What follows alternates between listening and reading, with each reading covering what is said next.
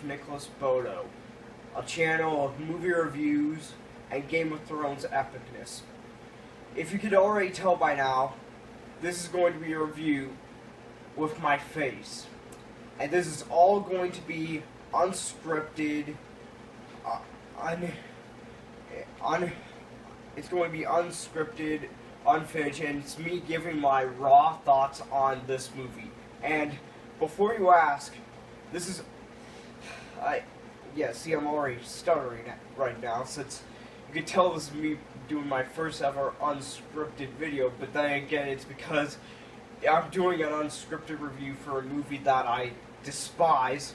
Tonight, I'll be reviewing this god-awful little sci-fi flop known as Jupiter Ascending, starring Channing Tatum in elf makeup, terribly miscasted Kunis, and Eddie just won an Oscar, so I'm now going to ham it up at Redmayne. And Sean Bean, except unfortunately he doesn't die in this movie. Now, the plot of Jupiter Ascending is it tells the story of this girl named Jupiter Jones on Earth. Her name is Jupiter Jones. I know her. I want you to process that. Her human name is Jupiter Jones. See, it sounds more like an intergalactic porn star. Yes, but then again, I'm getting sidetracked. And she is being attacked by this alien, by these two evil brothers to a royal family who are battling it out to harvest Earth. And she is rescued by Channing Tatum's character, who is this half human, half dog hybrid, and he tells him that she's destined to be the queen of somewhere. I kind of forgot of. I'm assuming a planet. And they have to go to stop the royal families while there's some boring conversations, and it rips off a ton of sci-fi movies. And if you could tell, I don't care. This movie sucks. Okay. In my regular videos, I'm going to get started by the acting. Okay. Now, the acting, first off, we have Mila Kunis, who, I'm going to be honest, was terribly miscasted because I'm going to be honest, I never really found her that great of an actress to me. She was really pretty, but I felt like she didn't really leave too much of an impression on me. But it's just that she doesn't have a lot of emotional range in the movie, but I'll get to that when I get to the writing. Channing Tatum, speaking of no emotional range, his character is not only very uninteresting, but the majority of his face this entire time is just blank and stone cold serious, with no other expression. He's basically dehumanized. It's really dumb, but without question, the worst performance in this entire movie goes to Eddie Redmayne as one of the two brothers. Now, I will admit the brother who's basically comes across as a typical power-hungry dictator, but the way Redmayne plays him is just probably the worst performance I've seen from a villain in a long time. Like, I haven't seen a villain performance this bad since Paul Giamatti as the Rhino in Amazing Spider-Man 2. And, in fact, I'm going to act out what his performance is like. Here, just let me get my voice up. His performance always acts like this. He always holds his hand up in this position and whispers his voice like he's Albus Dumbledore. And then, for no reason, he would explode! Like, he would just, for no reason at times, just scream at the top of his lungs. And, like, I'll give you a good example. Like, there's this one scene where one of his minions goes to inform him that they failed to kill Mila Kunis's character named Jupiter Jones. And he tells him to go I think he just tells him to go get more soldiers to hunt them down. And right before the henchman leaves, he just screams at the top of his lungs, "Go!" And I remember the first time I saw that line, I was just like, what? I watched the scene again just to process what I just saw. It was just so awful. It was so over the top and campy. Like, I have no idea if Red may want us to take this performance seriously, or if he was intentionally hamming it up, or if it was the director who told him to act like this. But either way, it's an awful performance. Oh, and the last person I'm going to mention is Sean Bean, who, as I said before, by the way, doesn't die in this movie.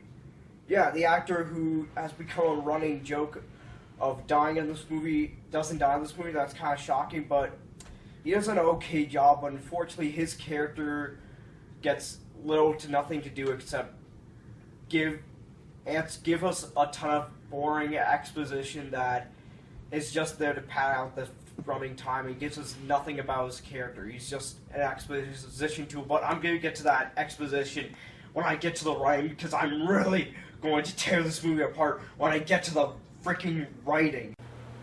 Okay, now let's move on to the visual effects. And now, coming from people like the Wachowski siblings, you know that they know how to do visual effects, because that's one of the big positives about the Matrix movies were the effects. Well, the first one anyways, because the effects of that movie were revolutionary for its time, like, you know, the bullet time. Unfortunately, the effects are not all that great. Not only is it mostly just overly CGI backgrounds and ships that look really noticeable, but a lot of them are very ripped off from the Star Wars prequels. Like there's even an action scene from the beginning of the movie. In the beginning of the movie, that's basically a rip-off from an action scene in Attack of the Clones. It is literally kind of like the exact same thing, and it doesn't add anything new. And next, let's move on to the costume design. Remember how I said that there's characters in this movie who are basically human-animal hybrids? And the makeup that they got on them just looks awful. It looks cartoonishly campy and silly and ridiculous. And it just looks really weird. And half the time, like when scenes where characters are talking, I'm always staring at their designs because they look so ridiculous, and they try to play them off as really straight and serious. It just looks weird. And Channing Tatum's design as the half human, half dog, he looks like an elf. Let's just leave it there. And now let's move on to the score. And the score was done by Michael Giacchino, who did the score for Donald Planet of the Apes, Star Trek, Up, and basically The Incredibles. And coming from someone like him, who is a master of composing, and is kind of like the apprentice of John Williams, do you think can his score save this movie? Nope, it actually can't, because the best thing about Michael Giacchino's score in Dawn Planet of the Apes is that it was very similar to the score from the original Planet of the Apes, but still added its own dramatic flair to it. But the problem with the Jupiter Ascending score, it just feels like it's copy and paste from John Williams' other work. For example, the one that the score in Jupiter Ascending really rips off is Duel of the Fates, which was one of the few reasons to watch the Star Wars prequels, was basically like John Williams' song, the Duel of Fates. But I'm getting sidetracked, and a lot of it just sounds it just feels very like copied and paste from Duel of the Fates, with like the the dramatic choir, the big orchestra. It's all just that song. It's like Giancarlo wasn't really trying. And this guy won an Oscar. He should know how to compose movies at this point, but for someone like Michael Giacchino, who does a great job tributing the classic scores like Jerry Goldsmith and John Williams, while adding his own new flair, it just comes across as incredibly lazy. Oh, but the worst part about this movie is, without question, the writing. The script in Jupiter Ascending has to be one of the worst scripts I've seen in any sci-fi movie to date. Like, let me just explain. First off, the main character, Jupiter Jones, again, sounds like an intergalactic porn star, is probably one of the most useless female characters I've seen. Like, she's supposed to be someone who is destined to become the queen and a ruler of these species, and she should have these leadership skills, but she possesses none of that. She's not like Daenerys Targaryen, where she finds a hidden strength inside her. And throughout the entire time, Jupiter has to be saved over and over again by Channing Tatum. And I'm not making this up. Throughout the movie, she has to be saved countless times. More so than Mario has to save Princess Peach. I mean, it's so irritating. She gets kidnapped so many times. Her character is so bad, I can't even come to words. It's just the bottom line. Jupiter Jones is not a character. She is a tool who needs saving and a plot device. And the worst thing about this, not only does she need to be saved, she's the main character. She's the one who we're supposed to identify with. Like, this useless bitch is the one who we're supposed to follow with. That is just, God, that's terrible. Like, other major problem is a lot of the dialogue. A lot of the dialogue in the movie is mostly just exposition, talking, backstory, basically it's basically people asking questions and taking minutes for them to answer. And all these scenes are just so slow and so boring. Yet just the dialogue is just all exposition. It's so slow. It is so boring that I just feel like falling asleep. Like, no one in this movie just feels like actual characters. Like, everyone that we all meet are just basically just these not emotionless, blank, shallow, stiff people who are just there to explain us to stuff rather than just showing us what's going on and just allowing the audience to quickly get in their minds how this world works. Kind of like what they do in Mad Max Fury Road, which, by the way, is an awesome movie, which I highly recommend. But again, I'm getting sidetracked. My God, Wachowskis. And the worst thing about this is that these big exposition, these big pieces of dialogue, they don't really add anything. They're not some big they're not some big commentary or anything really smart. They're basically just time filler, and half the time I don't even know if the Wachowskis even know what they're trying to say in these scenes. Like, I'll give you a good example. There's one scene in the movie where one of the villains is talking to Jupiter Jones about raising eyebrows. I want you to process that. And also, there's a few stupid plot holes in the movie. Like, there's one that really pissed me off a lot. Like for example, like, there's a scene where Jupiter Jones and Channing Tatum Elf go to this farm run by Sean Bean, who again doesn't die, and there's bees who start swarming around her, and then Sean Bean kneels down to her and says, "Your Majesty," and then they go inside, and Sean Bean explains, and the explanation is so freaking stupid. He explains to her that these beings were genetically designed to sense royalty. I'm going to repeat this again. The bees were genetically designed to sense royalty. I know, it sounds incredibly illogical, stupid, and leads to a million plot holes, and it's just so, like, what, how could, this is so dumb. Bees can sense royalty, all you have to do is genetically alter them. I mean, what? This plot hole is so bad, I'm having a hard time speaking. Anyways, the next bad thing about the writing is that there's a romance in this movie that between Jupiter Jones and Channing Tatum that makes the romance in Attack the Clones look believable. It is just so painful to listen to. One, they have no chemistry. Let me give you a good example. Like this remote here and this Xbox controller have more chemistry than Channing Tatum and Mila Kunis. Like, and the dialogue they have is just painful. Like I'll tell you one line in this movie. There's this one line in the movie where, like, they're on a ship and he's talking to Mila Kunis about how he's half human, half dog, and Mila Kunis says, "I love dogs." Oh my god, that was fucking painful.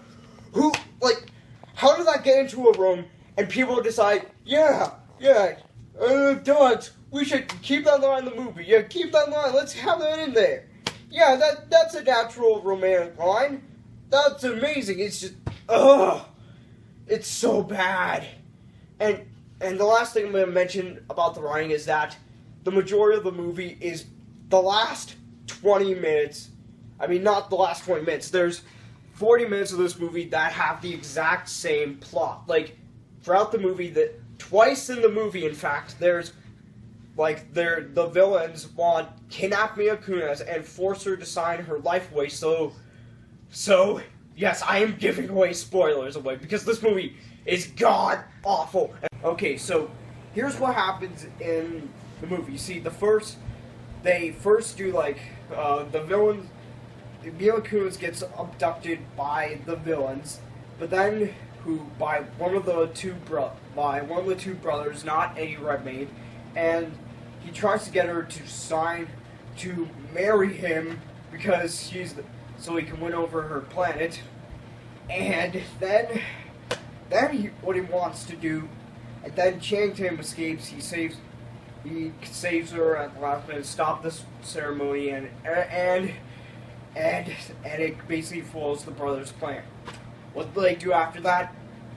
The exact same thing. Like the climax of the movie is rinse repeat, where the other brother played by Eddie Redmayne basically tries to force Mila Kunis to marry her, except this time he's kidnapped her family and friends to kill them if she doesn't marry her, and Channing Tatum has to come in and save her once again, and Eddie Redmayne just hands it up to the millionth degree, and oh my god, it's so bad. It's an ultimate example. And now, excuse me, I'm gonna get started on the rating. Overall, Jupiter Ascending is probably one of the worst sci-fi movies of the probably so far one of the worst films I've seen all year.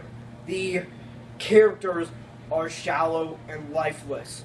The acting ranges from mediocre, like to Mila Kunis and Channing Tatum, to god-awful from Eddie Redmayne. The makeup effects look goofy as fuck. The writing is mostly filled of exposition and boring dialogue, and the movie it's all basically just more focused on trying to build world, and it's trying to build on basically uninteresting names and backstories, and less on trying to make story and character and trying to make us legitimately care about them. I mean, this is a dark time for original sci-fi. I mean, just first Chappie and now this, like, I just hope that Ex Machina is as good as everyone's saying, because after this, I'm really in a depressing stage. Even after I saw great movies like Avengers 2 and Mad Max Fury Road. And that's why I'm gonna give a Jupiter Ascending an F.